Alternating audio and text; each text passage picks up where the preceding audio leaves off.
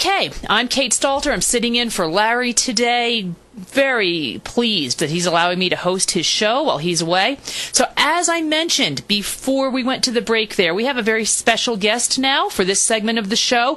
Portfolio advisor and private investor Gennady Kupershteyn. And Gennady is also a coach and mentor to many investors and traders. So he's got a great perspective that I wanted to bring onto the show. And Gennady, there's plenty for us to discuss today. I know you were sharing with me some of your recent trades and some of the growth names. But you had mentioned, I just want to kind of set the stage. You had mentioned that you were beginning to get a little bit cautious on some of the sectors in the market, but not necessarily on the overall market. So can you start out by saying a little about that? Hi, Kate. Thanks for having me. What's happening right now is the market's getting a little overbought here. Today, especially, what I've noticed is if you take a look at the VIX index, we've actually established an uptrend in the VIX. So as the market's been rising here, fear is starting to increase. That's usually a pretty good indicator, at least short term, that something's around the corner. We're also getting a lot of news out of China, that China's slowing down. It's been getting a little bit of play in the market, but the market's been brushing it off. Today, the last 2 days, the market hasn't brushed it off. We've actually seen a lot more selling, and you're seeing a lot of these leading stocks starting to react to this slowdown in China. The other problem is the euro against the U.S. dollar has reached the point where we've expected it to roll over and test the lows of the year. If that does happen, the U.S. stock market will mostly sell off. And the last place you're going to want to be then is in gold, silver, or any type of commodities. Mm-hmm. Now, I think at the end right there, you were kind of starting to narrow it down to some of the sectors. What should traders, investors be doing right now? Because as I mentioned, you do coach and mentor a lot of other folks. What are your suggestions at this moment? Right now, we're suggesting that investors start moving to cash. You don't want to be completely in cash. If, for example, you trade a Reg T account and you were fully invested at a 2-to-1 margin, you most likely want to bring it down under 100%. You don't want to be completely out of this market because based on the action even today, most stocks are acting fairly well. So we're still expecting a little bit more upside before we get the major correction. But we would start to move to cash, especially on the positions that aren't doing anything for you anymore. If you've got a stock here that's tested the 20 several times and no longer can hold that 20 and the 50-day is well below, you want to get out of that position because there's a very high probability that we're going to be testing that 50-day moving average. Now, if you're an intermediate trend trader, you can hold through and let that 50-day moving average test. Mm-hmm. But our theory here is that this could be like the 1970s, the late 1970s into the 1980s, where what occurred then was we would have 3-4 month rallies followed by 3-4 month sell-offs in the NASDAQ composite, not the Dow. You have to look at the NASDAQ in the 70s to compare the type of market that we're in right now. Right. So in other words, it's kind of you have to be somewhat selective, it sounds like, but also very nimble. What as you were speaking, go ahead.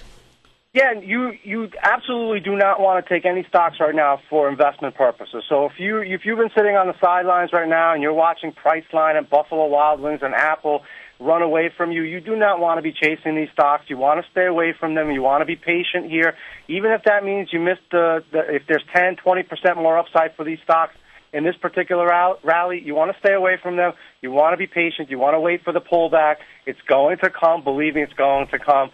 When that pullback comes, that pullback will be a viable pullback, whether it's a 5% pullback or it's a 7 to 10% correction. That's when you're going to want to invest your money again into the market. Right now, the best thing you can hope for are day trades. Most of the swing trading opportunities we've seen on our screens and the ones that we've taken over the last 2 weeks, they've failed. We've been taken out of them already, and the only positions that have been working for us are the stocks that we've been holding since the end of December and early January. Right. No, I've noticed that too. There are a number of some of the smaller cap names that I talk about on my show that I was in several months ago, and those are just continuing to work. I think that's true. Some of these setups are just getting very volatile. Let me ask you something, Gennady, just to follow up on something you remarked on a few minutes ago. You were talking about some stocks showing indications of being overbought. What indicators do you use to determine that? Well, we just use extensions over moving averages and price volume action. What you'll see stocks, for example, ISRG, it spent a lot of time moving higher on low volume. Typically, that's a bearish indication, but leaders that have been around for a very long time can do that. They can move up on low volume. The big problem is when everybody realizes that they've missed the boat and start to charge into the stock, you'll see an increase in volume. Most investors will look at that and say, oh, look, they're starting to buy the stock. It's actually the opposite. What's happening there is shorts are being forced to cover and the longs are being forced in because they can't stand the pain of missing the stock anymore. So really it's the last money coming in. It's not fresh money that's going to drive the stock higher. Even though the stock can move, like I said earlier, it can move another 10, 15, 20% from here. But once you get that correction, inevitably the stock will most likely pull back to the levels we're trading at now. So most of the stocks that you're looking at, there's a good chance that if you took the next 2 weeks off, 3 weeks off, 4 weeks off, you would most likely buy most of these stocks right around these levels anyway. So unless you're trading this market, you don't want to invest in them because now you're going to be forced to sit through the next shakeout. And that's very painful emotionally to most investors, including myself, to have to sit through such a pullback, because when the time comes to buy again, you're not going to want to do it because you're going to watch so much profit disappear. You know, that's true. Even if it is a healthy, orderly pullback, holding above key moving averages, it's still painful because you've lost money in the trade. Oh, yeah. I mean, the pullbacks, the way they start sometimes can be brutal, and they're very hard to decipher at first. I mean, when those first couple of days in the pullback or even a correction, it feels like the whole world's falling apart. So you really don't want to be in it because it's painful. It's painful mentally, physically. You can't sleep at night, and then ultimately the market gets around the moving average, like you just said.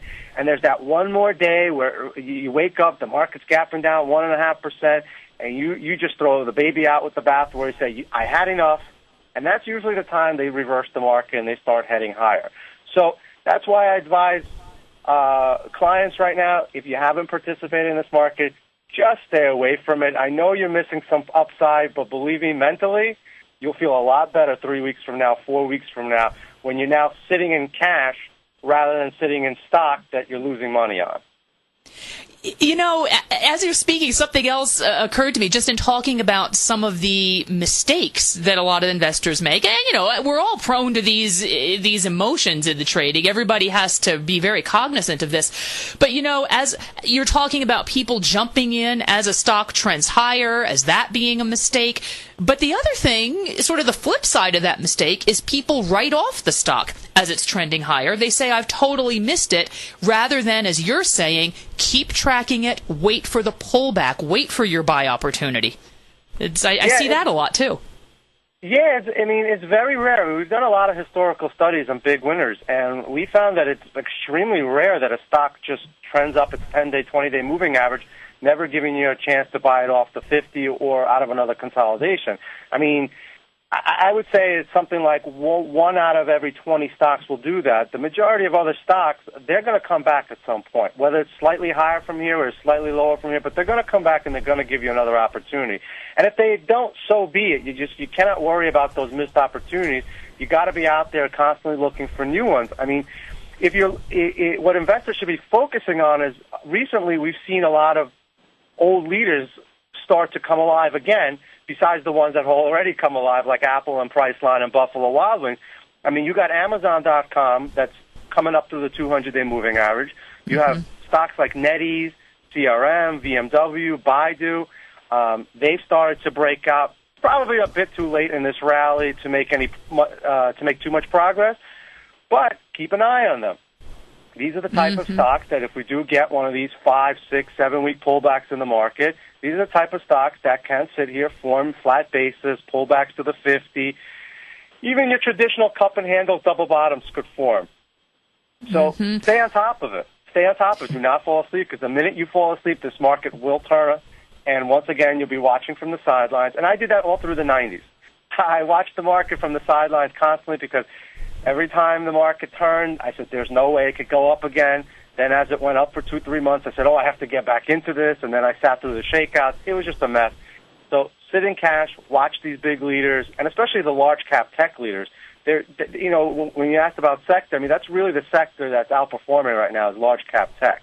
Oil's a nice sector too, but now yesterday we heard that they might be releasing more oil from the reserve, so that can keep the sector down. But this Iran-Israel issue might resurface, and if that does, oil will most likely start to head higher, and you'll get a chance in the oil stocks. So keep an eye on large cap tech, keep an eye on the oil sector, keep an eye on these retailers who are also on fire since the beginning of this bull market. So there's plenty to watch. There's just nothing to do at this moment. You know, we have a few more minutes here. I wanted to see if you could speak about some of these consumer stocks. I know you did send over to me the summary of some of your results recently, and maybe just talk about some of these consumer names that you have been invested in that have been big winners. One of the consumer names that we were in that we made money on was Ralph Lauren. Recently, it seems the economy is picking up steam here, or at least it's not slowing down, and people are out there spending money. And, you know, when people have money, they want to dress nice, and they're going to be looking at stocks like Michael Kors. They're going to be looking at stocks at Ralph Lauren. These guys set up very nice bounces. Michael Kors set up a beautiful IPO. It's consolidating now, and it could potentially set up what would be traditionally called a high tide flag year.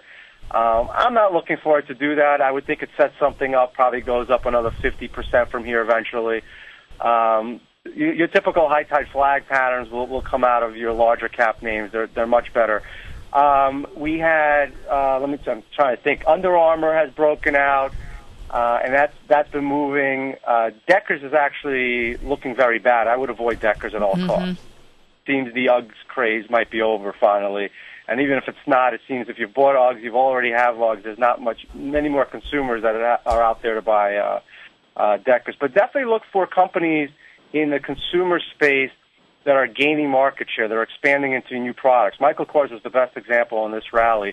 There's another stock that's a recent IPO that also recently broke out. It's FRAN, Francesco's. I would also keep an eye on that one. It's a little ahead of itself right now. But watch it over the next few weeks. If it pulls back and acts quietly like it did inside its handle, again, you might be able to get a nice run out of that stock. Now, Gennady, let me follow up just on that particular one, because you've named a couple that I've talked about on my show quite a bit as well, as I'm sure you can imagine. But Francesca's, that's a small cap, and I know that you had mentioned to me recently that maybe the small caps are not necessarily your favorites at the moment, although I do understand that there would be exceptions. Can you say a bit about that? Yeah, that's about it. Right now, what we're seeing a transition from mid caps to mid caps to large caps. The way we saw small caps transition to mid caps in 2010 and 2011. So you're always going to have one small cap, two small caps around, but as a whole, they're not really acting well. You'll see they're much more volatile these days. They're not setting up. You're seeing most of the money go into the large cap names. And that's because we're past that recovery phase in the economy, and we're more on that steady climb. And this is where those small caps of past are now mid caps and large caps. So stocks that you would have seen back in 2009 just appear on the scene. Like maybe Monster beverages, even Priceline back then wasn't considered, too big of a large cap stock. Now suddenly these stocks are grown up, and that's where the money's going. I mean, these stocks are delivering unbelievable. These mid cap and large cap stocks are delivering unbelievable earnings and sales growth, while small caps they're not very exciting. So the large caps are driving the market, and that's where you want to be in. And as long as the money's flowing into them, you pretty much want to avoid small caps. Let's talk about a couple others maybe. You've got a number of interesting names here. I know you've got Tempur-Pedic is one that a lot of people have been watching. Can you say a little bit about that? Yeah, the only thing I can figure out about that is I guess everybody's upgrading their mattresses. They're tired of those old coiled springs, and they're looking at these memory foam mattresses. I'll tell you, I was in San Francisco over the summer for a wedding, and my wife and I slept on one of these foam mattresses for about a week. I felt fantastic. There you go. They sold you. You can buy them at Costco kind of cheaply now. But listen, I guess there's an upgrade cycle. It's just like clothes. Right. Eventually you want to upgrade your clothes. You upgrade your clothes, and people are waking up and saying, oh, my shoulder hurts, my neck hurts. I want a comfortable mattress. And we've been talking about getting a mattress. I'm just cheap sometimes. I think our segment's winding. Yep, there it is. There's David Bowie. Gennady, thank you. This has been great. Thank you for joining us. You'll have to come back again. This has been a lot of fun. Thank you, Kate. All right, talk to you soon. Stick around. We got one more segment back here. Bye-bye.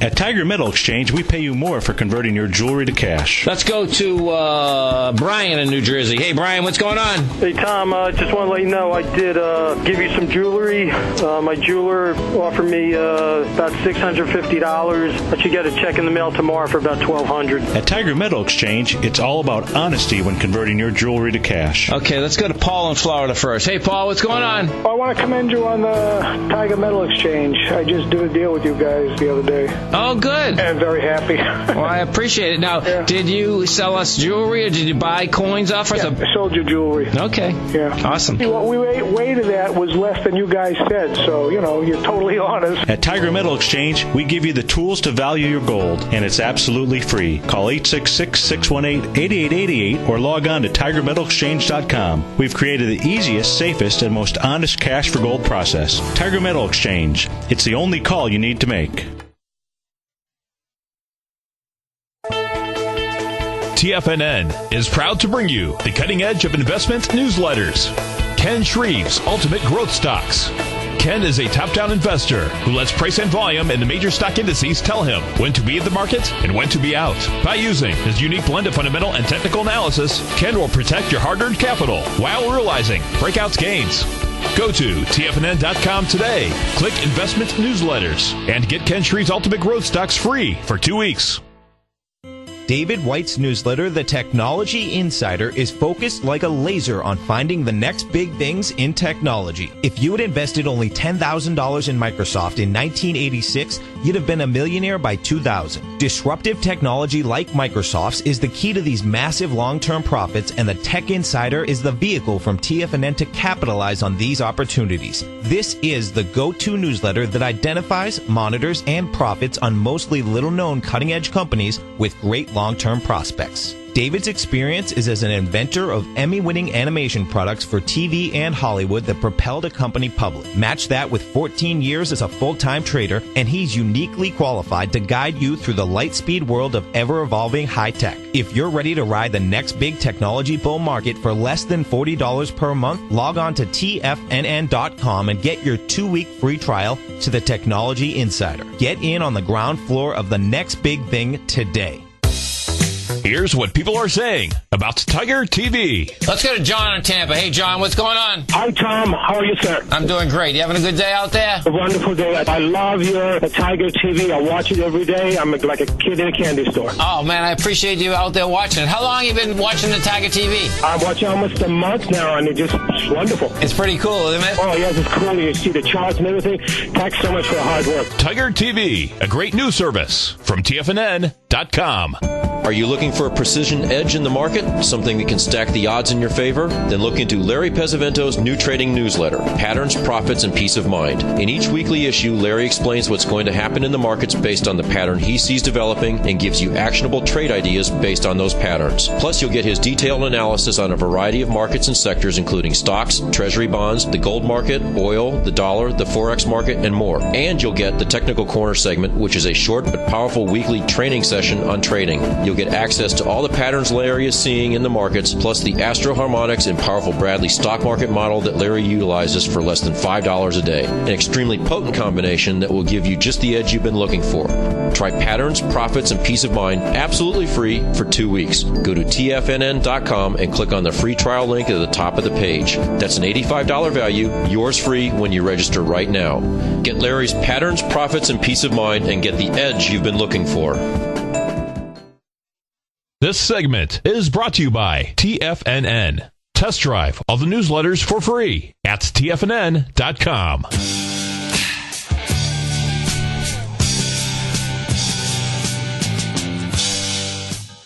Welcome back. Last segment of the show, as always. It flies by. I'm Kate Stalter, your guest host for this hour. I will be back tomorrow morning with the Small Cap Roundup, the show I normally host. That is 11 to 12 a.m., 11 a.m. to 12 p.m. Let's get that correct. Eastern Time. So let's see. Gennady gave us some great stocks there, and a number of them that, as you know, that I also track. You notice that a few of those that he mentioned do tend to be those kind of recent IPOs, like I always talk about, as I started out the show today by saying, that can be very productive ground to be tracking stocks if you get into them at the right point. Don't try to jump in on the opening day. Just let them play out, find their trading character. So I've put one up there on Tiger TV, a weekly chart of something called Tango, T-N-G-O. This is one of my holdings, full disclosure here. Now, this one went public back in July of last year.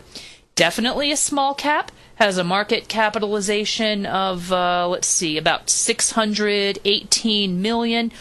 It's got some decent liquidity these days for a smaller stock, moving about 420,000 shares a day. So that's not bad for a stock with that kind of market cap. You generally a little safer. The higher up you go, just in terms of liquidity, you're less likely to get shaken out. Because, of course, with smaller stocks, you have fewer institutional owners. It can really just take one large institutional holder to say, okay, I'm taking some profits, I'm moving on into something else. Even if there's nothing particularly bad happening in the stock, you can get shaken out very quickly. So that's why the liquidity does matter and why it's always an extra risk with these smaller names. So Tango, the company makes telephone communication system software. This is one of those companies, it's a small one, but I seem to hear quite a bit about this one. And right now, it is holding above its 10-week moving average. That's the type of consolidation that we've mentioned several times on the show here today. I was talking about it. Gennady was talking about it. So I did make a little bit of an aggressive buy on this one as it found some 10-week support in there. And sometimes you will see a little bit of pullback, but this is acting fine. It has not triggered any of my sell rules as of yet. It's still acting well, so I'm holding on to this one. There was a pretty big downside reversal in the stock yesterday, and as I said, that did not trigger any sell rules, holding nicely above key moving averages. I didn't see any news kind of in the mainstream press. I did a little more research, though, on some of the brokerage websites, and I noticed that the company is selling shares. Insiders are selling, some of the investment banks that underwrote the IPO back in July. So that's just some of those guys taking some profits, most likely. Happens all the time once the stock has begun trading. I know a lot of times people tend to panic when they hear the phrase insider selling, thinking something is wrong, but just very, very normal in these particular situations. So I'm just letting you know about this particular stock just to give you an idea of some of the thinking behind some of the names that I do discuss on the Small Cap Roundup and that I will be showing you in the newsletter that will be rolling out in the next few weeks. So just a little indication there.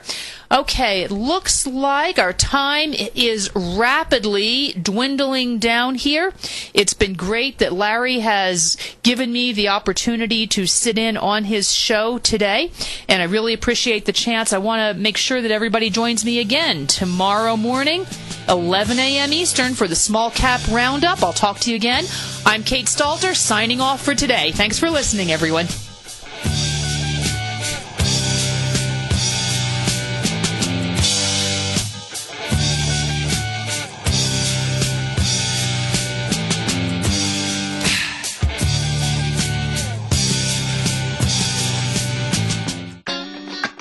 Great Basin Gold is a mining company engaged in the exploration and development of 2 emerging gold properties in Nevada and South Africa with a total resource base of more than 23 million gold ounces. Great Basin's Burnstone mine in South Africa opened in February of this year with a resource of 20 million gold ounces, becoming the first mine to open in the historic Witwatersrand Basin in the last 30 years. The Burnstone mine is projected to have a 25-year mine life and is fully financed with production anticipated to be over 250,000 ounces per year at a cash cost of only $450 per ounce. The Hollister mine in Nevada became fully integrated in the fourth quarter of 2010 with annual production estimates of 110,000 ounces of gold per year over the 8-year mine life at a cash cost of only $527 per ounce. Great Basin Gold is cash flow positive and trades on the Toronto and New York Stock Exchanges under the symbol GBG.